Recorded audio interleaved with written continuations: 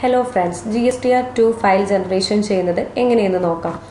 അതിനായി GSTR2 invert supply option click ചെയ്യുക. ശേഷം വരുന്ന GST സമ്മറിയിൽ പീരീഡ് നിങ്ങൾ ടൈപ്പ് ചെയ്ത് മെൻഷൻ ചെയ്യുക. ഷോ കൊടുത്തതിന് ശേഷം ആ കറസ്പോണ്ടിങ് ഡേറ്റ് പീരീഡിലുള്ള എല്ലാ ഡീറ്റെയിൽസും നിങ്ങൾക്ക് ഇവിടെ ഷോ ആകുന്നതാണ്. ഇത് നമുക്ക് എക്സ്പോർട്ട് ചെയ്ത് കൺവേർട്ട് ചെയ്യുന്നതിന് വേണ്ടി താഴെ കാണിക്കുന്ന GSTR2 റിട്ടേൺസ് ഓപ്ഷൻ നിങ്ങൾ ക്ലിക്ക് ചെയ്യുക. ക്ലിക്ക് ചെയ്തതിന് ശേഷം CSV, HL, പ്ലെയിൻ എക്സൽ എന്ന് പറയുന്ന ഓപ്ഷൻ എക്സ്പോർട്ടേഷൻ മോഡ് നിങ്ങൾക്ക് കാണിക്കുന്നതാണ്. ഇതിൽ ഏത് മോഡാണ് വേണ്ടതെങ്കിൽ അത് ക്ലിക്ക് ചെയ്ത് താഴെ കാണിക്കുന്ന റെഡ് ഓപ്ഷൻ ക്ലിക്ക് ചെയ്ത് സ്റ്റാർട്ട് കൊടുക്കുക.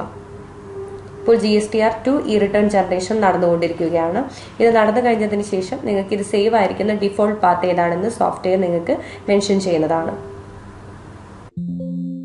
എക്സൽ റിട്ടേൺ സേവ് ചെയ്തിരിക്കുന്ന പാത്ത് ഇവിടെ സോഫ്റ്റ്വെയർ മെൻഷൻ ചെയ്തിട്ടുണ്ട്. ഈ പാത്തിലോട്ട് ഈ ഡാറ്റ ഡിഫോൾട്ട് സേവ് ആകുന്നതാണ്. ശേഷം ഇത് ഓക്കെ കൊടുത്തതിന് ശേഷം സോഫ്റ്റ്വെയർ മിനിമൈസ് ചെയ്യുകയാണെന്നുണ്ടെങ്കിൽ ബാക്ക് എൻഡിൽ നിങ്ങളുടെ എക്സൽ റിപ്പോർട്ടും കൂടെ നിങ്ങൾക്ക് വിസിബിൾ ആകുന്നതാണ്. ഇത് ഫയലിൽ സേവ് ആസ് ചെയ്ത് നിങ്ങൾക്ക് സേവ് ചെയ്യാവുന്നതാണ്.